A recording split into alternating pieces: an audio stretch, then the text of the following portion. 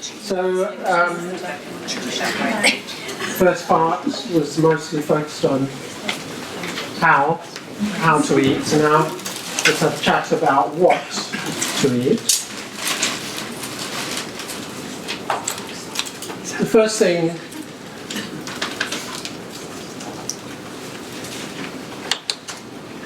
to say is diet lends itself to obsessiveness, neurosis. It gets tied up with all kinds of other stuff about identity, body image, self-love, self-hatred, guilt, and purity. That's another big one. I'd like to talk more about that if there's time.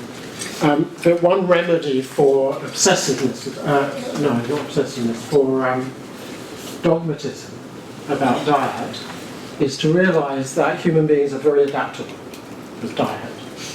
So we can't really say there's one diet. Human beings are, the reason we're so successful as a species is because we're so adaptable. So the Inuit, for example, who live in the frozen wastes, eat a diet that is incredibly high, 80-90% traditionally, animal foods and fat. The Maasai, who live in the very, very dry desert, their traditional diet was based on milk and blood. The Alpine farmers who live in very cold climates and go walk up and down hills all day long, eat a high-fat dairy diet. And what's interesting is these diets are very well adapted to the circumstances. Fat is heating. Yes? So if you eat a high-fat diet and you're very active, as the Inuit traditionally were, you eat a high-fat diet but you spend 12 hours out in 40 degrees below hunting it, it's a perfect diet. If you live in the very drying, yin-deficient deserts, then you eat lots of milk and blood, which are very nourishing. And the same with the Alpine farmers, who survive through very cold winters and lots of hard work with a high-fat diet. The problem comes when people say, well, the Inuit eat 80% fat, so that's clearly, they're very healthy, that's what we should do. As you get out of your warm bed, drive to your warm office, drive home and sit on the sofa all evening. Ain't like that. But Shennong, you know Shennong, one of the legendary legendary Chinese emperors, of whom the Yellow Emperor was one. Shennong is a fascinating character who he tasted all the herbs. Yes, that's one of his reasons that he was famous, is that he tested all the herbs and poisoned himself regularly, and finally poisoned himself to death. So therefore he was the founder of Chinese herbal medicine. One reason all of us, and me very much, have reason to be grateful to Shennong, who is a mythical creature, legendary creature, is he discovered tea. He used to boil his water, and one day the leaf of a wild tea bush fell in the water, and that's how tea was discovered. But one of the reasons it's revered in Chinese culture is he invented agriculture. He invented the plough and the rake and the sowing of the 5 grains. And although he's supposed to have lived in the 3rd millennium BCE, this is clearly legendary because we know farming is much older than that. Farming is at least 10,000 years old. But in the Chinese culture, he's revered as a symbol of the ushering in of agriculture from the hunting-gathering stage of human evolution. And Chinese revere farming and the sowing of grain so much that Shennong is famed for that. So, okay, I thought it was a different slide, but yeah. So what I'll say is that although on the fringes of habitable areas on the planet, people like the Inuit and the Maasai traditionally ate extreme diets, for the vast bulk of humanity, we are farmers. And we depend on what we cultivate, plants we cultivate, and animals we raise. Okay, that's basically going to form the diet that we choose from. Now, I think one of the most helpful guidelines to diet for me is I love this simple Chinese way of classifying things that sometimes makes great sense, is what's called the Qingdan diet. So I want to introduce you to this idea. Hopefully there won't be much time, but a bit of time for discussion. So Qing means clear and light and pure. Oh. And Dan means bland. Okay, probably the most unattractive word in the English language. So Qingdan foods are foods that are light, digestible and mild in flavour. And they include cereal grains, so for the Chinese particularly rice, but also wheat in the form of noodles. They include vegetables. They're mildly flavoured. Might include beans, for example, also pulses. And the idea is that Qingdan forms the foundation of the diet, the foundation of the plate and the foundation of the diet. But humankind cannot live on Qingdan alone. The time that you turn to pure Qingdan in the Chinese tradition is when you're ill. So when you're ill, you might be given a very, very simple light diet of congee. You know what congee is? Rice, very thin rice porridge, very mildly flavoured. Yeah, when you're ill, predominantly Qingdan. But in normal life, we supplement. Let's just quote Zhu Dunqi, the great 13th, 14th century Chinese doctor. Those poor and humble people in the mountains and wilderness know nothing but a bland and homely diet. That's Qingdan diet. But their movements never betray decrepitude, and their bodies remain safe and sound their entire lives. So we supplement Qingdan in the daily diet by what's called whey. And whey foods are rich, full of flavour, and very nourishing. And they include things, or they have slippery quality, so that's very much favoured in Chinese cuisine. You know, that's why Chinese people will love sucking on chicken's feet. They're slippery and glutinous, that's very, very nourishing. They're greasy, and they're harder to digest, and that includes oil, fat, meat, fish, dairy, eggs, salt, vinegar, sugar and spices. So these are whey foods that we use to supplement the Qingdan diet. And we balance the relationship between whey and Qingdan according to a number of factors. So first of all, age. So yeah, growing kids, and particularly teenagers, need lots more whey, need lots more nourishment. As you get older, the Chinese tradition is you move more and more towards a light Qingdan diet, because remember, whey foods take more digestive power. It's harder to digest fat than it is to digest vegetables. Secondly, the climate. So in winter, we eat more whey. In winter, we eat more nourishing foods and more warming, rich, greasy type foods. In summer, we lean more towards Qingdan foods, unless you have barbecues all the time. That's season. Climate, so that was season. Climate, of course, the colder regions you live in, the more whey food you have to eat. You're really not going to fare very well in Greenland if you're living on rice and vegetables. In fat. What work do you do? If we do manual labour, or if we do physical training, if you do lots of gym, if you do lots of martial arts, you do lots of physical exercise, running, you need more whey, you need more nourishment. If you're very sedentary, then you need less whey, you need more Qingdan.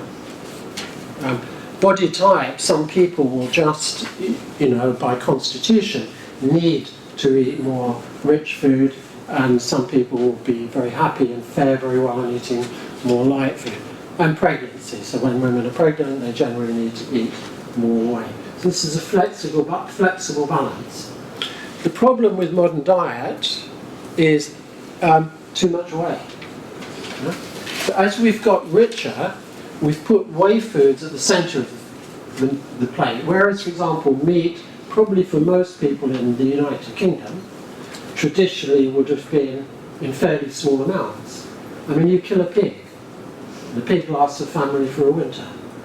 So you have little bits of, meat going into predominantly barley and bean and vegetable stews and things like that. That was the way of eating for the average person. If you were rich, you had meat on the table all the time. Right? But now we've become rich. Meat, for a lot of people, meat or fish or eggs are the centre of the meal, and the Qingdan is just on the fringes, outside it. And junk food diet is all whey, even if it starts with Qingdan, even if it starts with potato, chips, crisps, even if it starts with wheat, it's rammed full of whey, high, rich flavour, lots of fat, lots of salt, lots of sugar. So the modern, and also you get these advocates of high whey diets like the paleo eaters and the Atkins diet and so on. So modern diets suffer from having too much whey. On the other hand, there is a peril of leaning too far in the opposite direction. So a lot of people in the search for physical and moral purity eat an excessively Qingdan, a light, pure diet. Yeah? So you might find some vegans fall into this category. People are slimming and so on. They don't get enough whey. They don't get enough nourishment. So we know, for example, for young women, if you eat like that, your periods stop and there's a loss of fertility. There's simply not enough whey, nourishment in the diet. So this is just a kind of guideline to sort of evaluate and make sense of the basics of the diet and a balance in diet. This is a very interesting book. I don't know if anybody knows, it's called Nourishment of Life, and it was written by a Chinese PhD student called Linda Ku. I must have read it 25 years ago, and she interviewed Chinese people in Hong Kong and the United States about their attitude to sleep, sex, diet, emotions, and that kind of thing. It's very interesting. So this is a Cantonese woman. We have an old saying, rich people are mostly in weak health. It's because they eat too much of these supplementary foods, that means whey-rich foods, and get the reverse effect. That means whey, only serve the purpose of being boom, tonifying or nourishing if you take them only occasionally. Another categorization in the Chinese system is in the relationship between what's called fun and cai. Fun are grain-based foods, so rice is fun, noodles is fun, and cai is dishes. So traditional Chinese eating, we've all been to Chinese restaurants or to China, you don't have your plate, you don't go, well, I'll have the so-and-so. You share dishes. And everybody would have, in ordinary daily food, everybody would have rice or noodles or maybe steamed buns or something like that as the basis. And the dishes on the table would be, sort of vegetables or, pork or fish or whatever. That's what a dish is. So, Gong Ting Shen in the Ming Dynasty said, eat to be only half full, well we've done that, and of no more than 2 dishes. So that means keep your food simple. Right? When you go to a Chinese feast, yes, you sit down and you eat steamed sea bass and beef and pork and whatever, those are all dishes. That's a feast. That's not normal. Everyday eating, keep 2 dishes. That would be eat your rice, maybe a dish of vegetables, and something with a bit more water, something with a bit of meat in, or a bit of fish in. That would be what it means. Not rich, abundant, loads of different dishes and loads of protein. Now, somebody mentioned the word superfoods, and I said there was a quote about this. I love this quote. This comes from one of Volker's books. Volker wrote about Fei Xiong and his dynasty of medical doctors.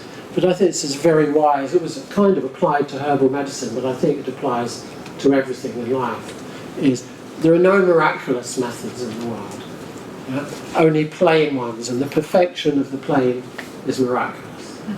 So this applies to many things. I mean, I do a lot of qigong and internal training, and people who, you know, Westerners and Chinese are drawn to it. Initially, they want something miraculous. They want, blue is shooting through my body, and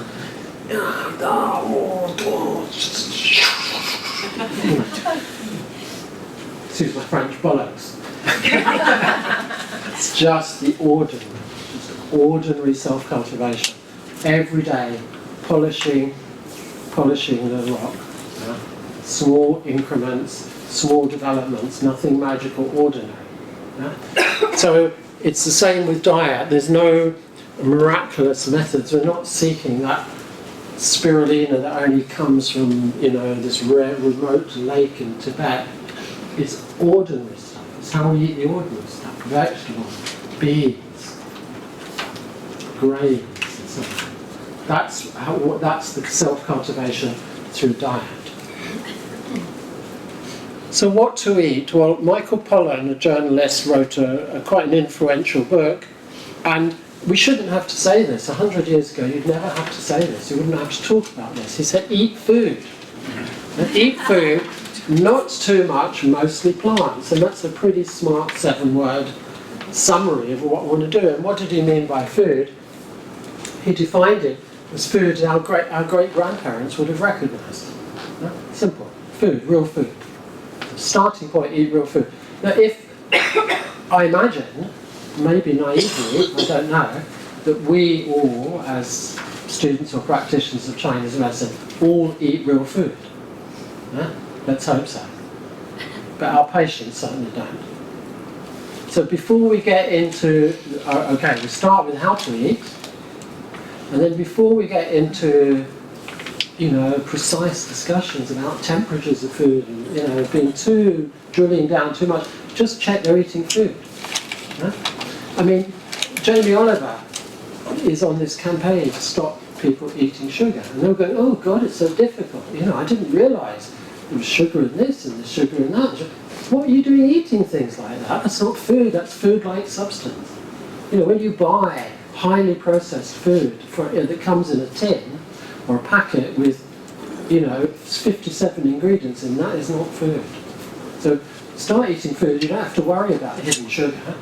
There's no hidden sugar when I cook vegetables that I buy from my local natural food shop, or cook beans from scratch, there's no hidden sugars there. So we have to make sure people eat real food.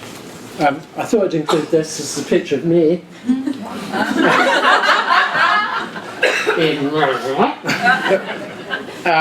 In the natural food shop I opened where I became a practitioner, and I picked that because that says through to grains. So the back room of the tiny shop was just full of muesli and brown rice and things like that. So the Chinese are very fond of grains. Li Dongyuan, the great,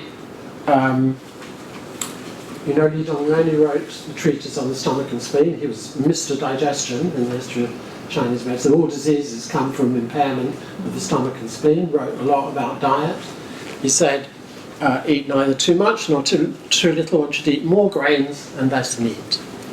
And 18th century, don't eat fat meat and fine grain. Fine grain is refined grain. Yes. So cereal grains have a bad press from some people. If there's time for discussion, that might come up. We have the paleo people who say, well, human beings didn't start cultivating grains till 10,000 years ago, which is just a blip in human evolution. We're not evolutionarily designed to eat high levels of cereal grains. My perspective is that's completely wrong. 10,000 years is an incredibly long time when you consider epigenetic adaptation and other things, and there's evidence also that human beings ate wild grains a lot longer than that. They found oatmeal in a cave just 2 weeks ago, dating back 25,000 years. They should focus more on whether we're genetically adapted to eating Sorry? Big Macs, yeah. Big Macs, yeah.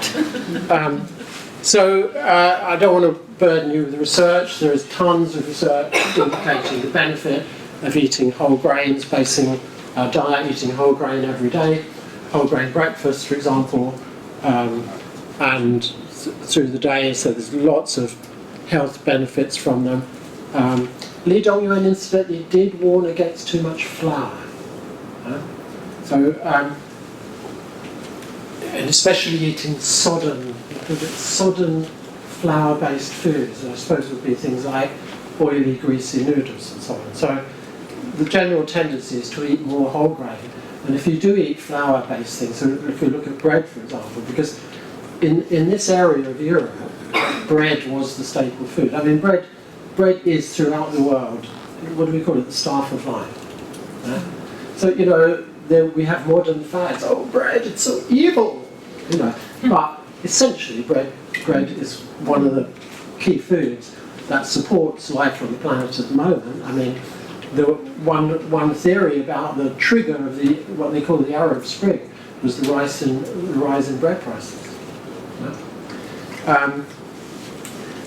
So bread is a way that a lot of people eat grain, and it's probably not, one shouldn't rely too much on flour-based foods, but if we are eating bread, it's really important to understand that everything about bread has been corrupted by agribusiness and the food business, everything. So the grain that it's made from has been adapted to maximise its protein and starch, so the grains are bigger and bigger. So a lot of people who have problems eating wheat and bread find they fare much better on the old heritage grains like spelt and kamut and so on. That's one thing. The second thing is the whole process of making bread has been utterly perverted by the British in the 1950s through what was called the Chorley Wood process. Hey man, we have discovered how to go from flour to bread in 2.5 hours. How good. Bread used to take 14, 16, 18 hours. Whether you used sourdough or yeast, traditional baking is slow fermentation. And slow fermentation significantly changes the chemical structure of flour. So, I don't want to go into that too much, but I mean, bread is still an important food for a lot of people. But if you yourself, or you have patients who are sensitive to bread, it may be that they can eat proper bread, which would be properly made, traditionally made sourdough bread, whereas they can't eat other bread. It may be they can't eat bread at all. There's also nowadays, as we know, a big fear of gluten. And I personally think it's a bit faddy if you don't have celiac disease. We'll look at something about gluten in a minute. Okay, what else do we eat? Masses of vegetables. Loads and loads of vegetables. The advice now is 8 portions of fruit and vegetables a day. Can I just have a quick show of hands who eats 8 portions of fruit and vegetables? No, I don't believe you. I do. Okay, great. So many vegetables, it's Yeah. Good. It's actually vegetables more than fruit. And the important thing about fruit is only beneficial, the antioxidants in fruit only develop when it's fully ripe. So kind of going to breakfast here, and I didn't even look at it, I never look at fruit in places like, because you get kind of semi-raw melon that's been cold shipped, picked unripe, and cold shipped because they don't want it to go off. It's very little nutritional benefit. It has to be ripe. It has to be really ripe to be a benefit. So really with fruit, I think ethically sustainable, we're talking about local fruit, which would mean you eat lots more fruit in summer, but you eat just a few old wrinkled apples in winter, or preserved apples. So it's vegetables, especially green leafy vegetables, are the key. Lots of mushrooms. Mushrooms are really interesting foods. I mean, in the first Chinese pharmacopoeia, which divided herbs into superior, middle and inferior herbs, have you ever heard that? Superior herbs were tonics that you could take all the time, they're like foods. The middle herbs are medicinal, have a medicinal impact, but they might have some side effects and you don't want to take them too long. Third level are very powerful medicines that are poisonous, and you have to take them with great caution, but can be very important. So in the top level, the highest 6 substances in the superior level were all mushrooms, or versions of Lingzhi Ganoderma mushroom, which we now know is really interesting, immune-enhancing and cancer-fighting mushroom. In fact, all mushrooms have an anti-cancer effect.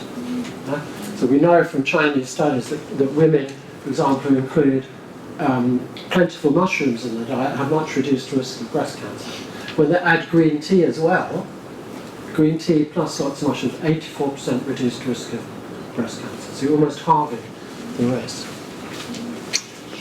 Mushrooms are also interesting because they are one of the only 2 plant substances that contain vitamin B12. In minute amounts, what they do, and they also absorb the only plant substance that transforms sunlight into vitamin D.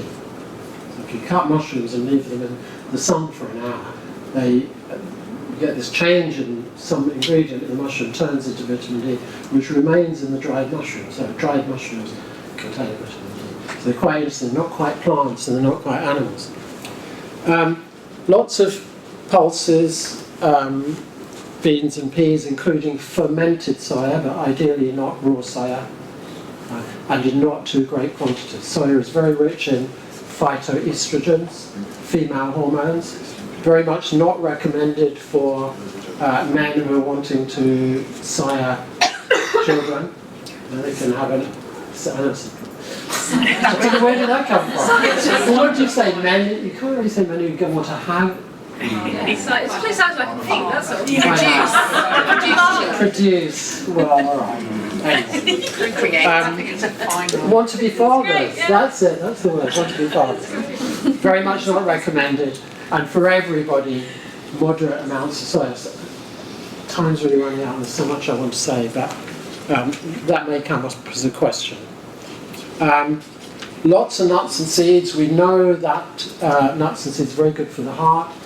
Very big studies. The Seventh-day Adventist Health Study discovered, it's a very big longitudinal study, found that high consumption of nuts reduces the risk of heart disease, as does eating whole grains. Sustainable fish, seaweed. Seaweeds are great. We don't eat them. The Chinese eat thousands of tons of seaweed every day, and yet we have seaweeds in the seas surrounding Britain. They're a really important source of nourishment. They're available all year round, even when vegetables are, hard to grow, and they're very rich in iodine and other minerals. And we'll look at fermented foods when we look at the microbiota. Organic foods wherever possible. Okay, I passionately believe in organic growing. I don't think it's a question so much of personal health, although there is evidence that organic foods are much richer in micronutrients. They normally test them for macronutrients, like the big things. There's not much difference in micronutrients. The less common chemical minerals, for example, are much higher in organic produce. But we have to look after the soil. Yeah? We're facing a crisis, a world soil crisis. We've been treating the soil as a medium, a kind of neutral medium to produce plants by pumping in macronutrient fertilizers. What do you need to make a plant grow? Nitrogen, potassium, and one other. What? Phosphorus. That's it. And that's complete misunderstanding. The soil, which has taken hundreds, thousands, millions of years to develop, is a complex ecosystem that only thrives when it's full of bacteria and fungi and plant material and so on. And if you ignore that as the decades pass, they're saying the world's soil will last another 30 years at the rate of the way it's being used. And this, we'll see, matches the microbiota, which I'm going to talk about. And moderate amounts of dairy and meat, ethically and sustainably reared, which would mean we all have to eat much, much less, preferably grass-fed beef, if you want to eat beef, grass-fed animals. That maximises the omega-3 oils in their fat, and organically fed if possible. I'm not going to talk about fat, we might come back to that. We've talked about balancing temperatures, tastes. Sorry, I just want to get onto the microbiota because it's my new enthusiasm. I only really discovered it recently. So our microbial friends. So about 3 weeks ago, they finally announced they'd counted all the trees on the planet, and there are apparently 3 trillion, give or take a few hundred million. But that number, big as it is, pales into comparison to the number of human cells in the body. 10 times as many human cells in the body as there are trees on the planet, 30 trillion estimated. And that number of human cells that goes up to make us is dwarfed by the number of non-human cells that live in us and on us. 300 trillion non-human organisms living in our eyes, our nose, the folds under our ears, our mouth, very rich in microbiota. The second richest area of the body is the mouth. I'm not going to go into immense detail. They like warm and moist places. The Belly Button Biodiversity Project has discovered 2 types of bacteria that live in the belly button that normally only live in extreme conditions on Earth. Like deep down next to hot sulphurous springs underneath the ocean. We also, and depending how you feel about these things, you might like to know this or not, we walk around with our own personal cloud of microbiota all around us, and every time we approach each other, you get a big stack of my microbiota and I get a big stack of your microbiota. So we're right in this room. This room is swimming with billions and billions of bacteria that all come from us, and we're all kind of swapping them. So, yeah. Anyway, but the gastrointestinal tract is the place, the environment on Earth that has the highest density of bacteria. And it weighs in at about 3 pounds in old money, in old weights. So what's that? 1.5 kilos maybe? So 1.5 kilos of us is not human. And it's very individual to us. We have our microbial fingerprint. So we have a unique microbiota. Probably in future times they won't discover if you're at the scene of the crime by your DNA. They'll check what microbiota are in the environment. But they also vary broadly according to cultures. So Africans have different microbiota than Americans, and it's also very much dependent on diet. So, for example, they took a bunch of Americans and took a bunch of Africans, and they swapped diets for 2 weeks.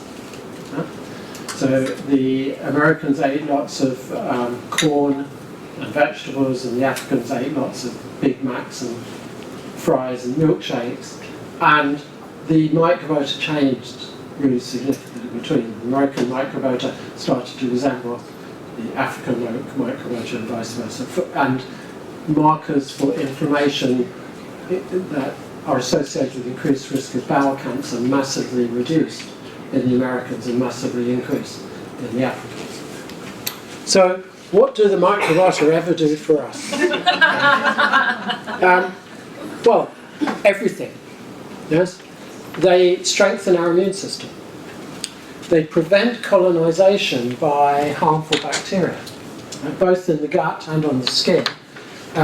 They either secrete chemicals to kill off harmful bacteria, or they make sure that the harmful bacteria don't get any food, so die off.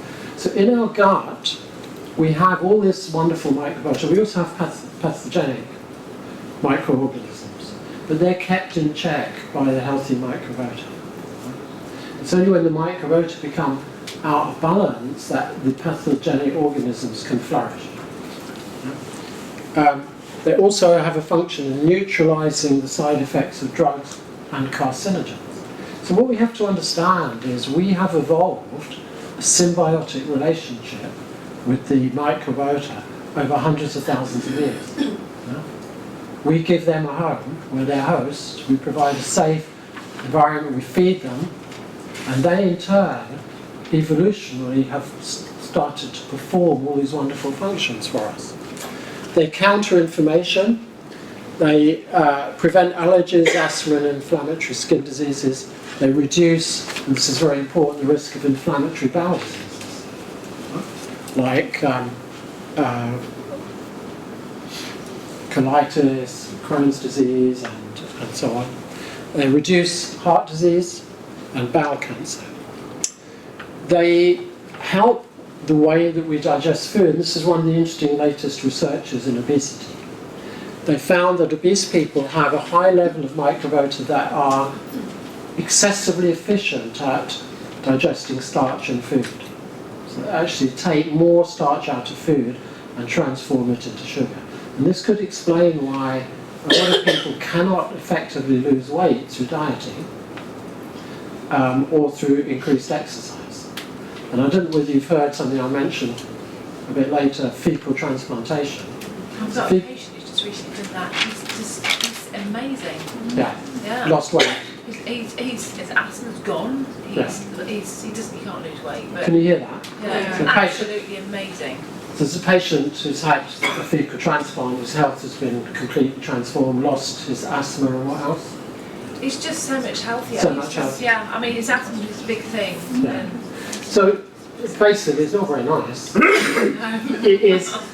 It does what it says on the can.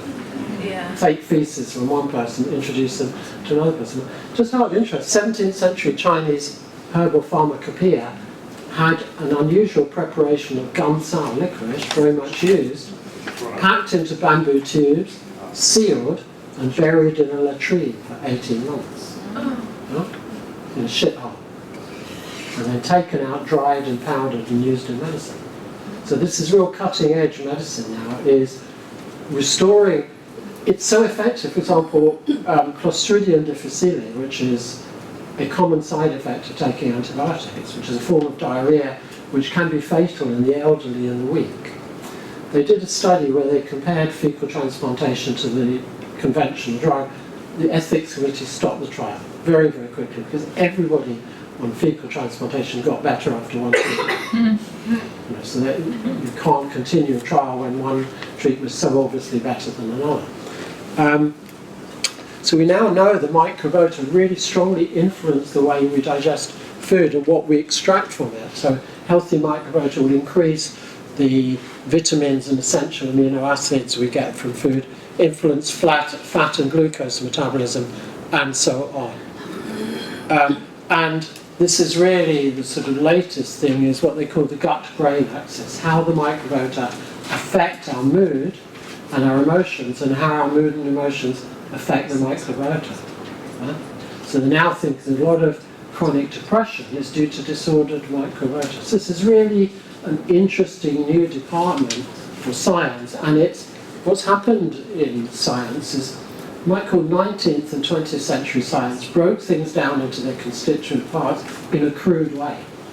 So if you ask a dietitian in the early 20th century what constitutes a healthy diet, they say, well, an adequate balance of carbohydrate, protein and fat. End of. Yeah? It's only when they started to break things down more and more and more, they saw how complex it is.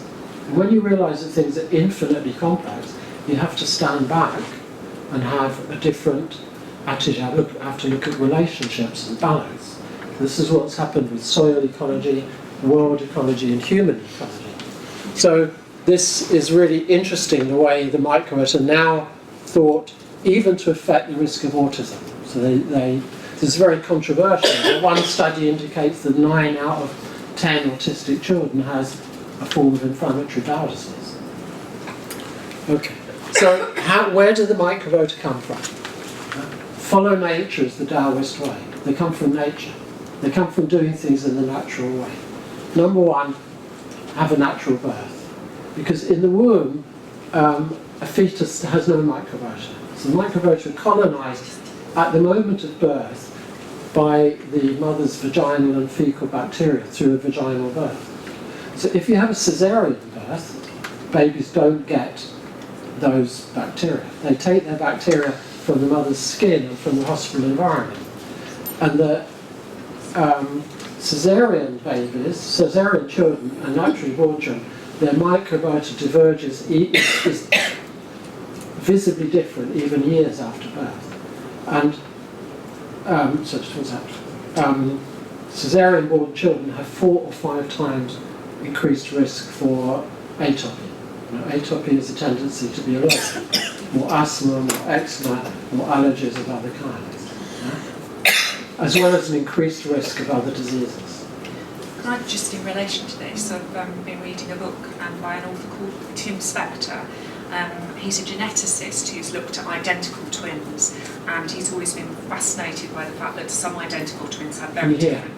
Sorry, can you hear it? You have to be really quick, because we're running out of time. Okay, identical twins, some of them have very different health, despite having equal genes, but they found that a lot of them were born by caesarean and handed to different midwives, and exceeding their bacteria. So identical twins have different health, and they've discovered that the midwife they're handed to will influence the microbiota they're developing. This is really amazing stuff. So that's what you want. You want a natural, and then you want to breastfeed. Because breast milk contains what are called oligosaccharides. And oligosaccharides are non-digestible carbohydrates. And non-digestible carbohydrates, so we'll mention this, because this is where diet comes in. If you want to feed your microbiota and give them the best environment, you have to eat prebiotics. And prebiotics is essentially indigestible carbohydrate of the kind found in vegetable skins, vegetable leaves, the coatings of whole grain, the coatings of nuts, whole food. And it's this indigestible carbohydrate, a bit like putting compost in soil, that provides the substrata for the microbiota to flourish in. So before you start chucking in prebiotics, you have to make sure a person's diet includes before chucking in probiotics, make sure a person's diet includes lots of prebiotics. And human milk, the oligosaccharides in human milk are prebiotics. So prebiotics in diet, I mentioned, and then add in probiotics in diet. And probiotics is basically fermented foods, but they have to be unpasteurized. So natural yogurt, unpasteurized sauerkraut, unpasteurized miso, unpasteurized soya sauce, kimchi, kefir, kombucha, every culture's got its traditional fermented foods. So we have to have lots of fermented foods in the diet, and this is typical of all traditional diets. So it's really, diet is simple. Simple. Eat mostly plants, eat natural foods, have lots of fermented foods in your diet. Really. Probiotics, I'm not going to go into lots of research, how helpful they are. The appendix, do you know about this? Latest theory, what's the appendix for? Damn, we've finally discovered what the appendix is for. This is the theory, anyway. The appendix stores bacteria. Because when we suffer an acute diarrheic disease, that's not a word, I just made it up, diarrheic disease, like typhoid or dysentery, which were very common, still are in many parts of the world, which completely cleans out the bacteria in the gut, this store, this reservoir in the appendix is available to recolonize the intestines with microbiota. That's the theory. And this is interesting, come back to caloric restriction. They now think this is the way caloric restriction works. Eat less and your microbiota thrive. Why? I don't know. Eat more and your microbiota they get harmed, and the variety, the complexity is reduced. So something about eating less that causes the microbiota to be very healthy. And fecal transplants we mentioned. What does them in? Antibiotics. Yes? Some antibiotics damage the microbiota in ways that can be seen even 4 or 5 years later. Formula feeding. Formula feeding has breastfeeding has very positive effects on the microbiota. Formula feeding has negative effects. Junk food diet. People who eat junk food have very poor variety of microbiota. Stress, depression and anxiety. just an interesting one study, non-celiacs who went on a gluten-free diet, because as we know, gluten-free eating is a fad, maybe. Some people say, oh, it's scientifically proven that lots of people have gluten sensitivity. All I would say is gluten-free foods tend to cost twice as much as non-gluten-free foods. It's a bit like bottled water. Everybody suddenly thinks, oh damn, I need to eat lots of gluten-free foods. True or not.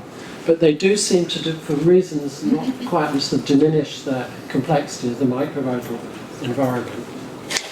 Oh, and yeah, don't forget soup. I know that's an odd one, I haven't got time to explain why soup is so good, but it's just, the stomach I have, stomach likes moist foods.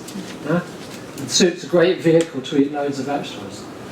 Mondays, almost religiously, I make a big pot of mixed vegetable miso soup, and that serves, because I work from home, serves as lunch for 4 days. It's a great way of eating loads and loads of vegetables. And finally, I'm going to end there. Make sure you drink lots of tea. Yeah? Tea is the single healthiest drink you can drink. And when I say tea, I don't mean chamomile, I don't mean cherry and orange blossom, I don't mean fruit, I mean Camellia sinensis, the kind that Shen Nong discovered. We now know tea benefits every single organ in the body, every single cell in the body. It's a miracle. But if we want to talk about superfoods, tea is probably the greatest proven superfood there is. So don't be afraid of tea. Just drink it lots, and preferably buy it from Jade Spring Teas, the company just without. But we haven't really got any time. But any pressing questions or discussion? I've read that honey or insect as well, so you include like fungal kingdom and this a little bit, and you've not mentioned bee products. And I just thought, bee products, you mean like honey? Honey or bee pollen itself? Well, honey, unfortunately, Raw honey. Yeah. Local honey. The problem with honey, it's got a very good press. I mean, my wife's a beekeeper, so we have loads of honey, which I try not to eat because it's a wonderful natural product, lovely, but it's very high in fructose. And I don't really know about sugar. If you want to be cautious about sugar, fructose is really the worst sugar you can have, which is why drinking a glass of fruit juice is much worse than drinking a glass of Coca-Cola, unfortunately. Because Coke has got, a bit vague about my sugar chemistry, somebody helped me out, but I think the ordinary sugar is something like 50% glucose, 50% fructose, is that right? And glucose is processed and digested throughout the whole body. Fructose is only processed and digested by the liver, which turns it into fat. So fruit juice is nearly all fructose, and honey is nearly all fructose too.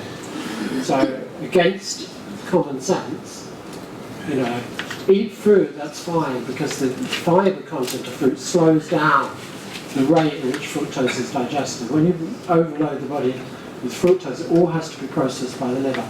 It gets turned into fat. So, yeah. And about the microbiome and the birth, there's a really good film out, the Microbirth movie, which is being screened at various universities. You can access it on Facebook. Okay, Microbirth the movie. Yeah. Good recommendation. What's the ETA for your book? Yeah, I think it's going to, I hope to finish it by Christmas and it'll be published in the spring. Any idea of title? Well, it's called Live Well, Live Long. Yeah.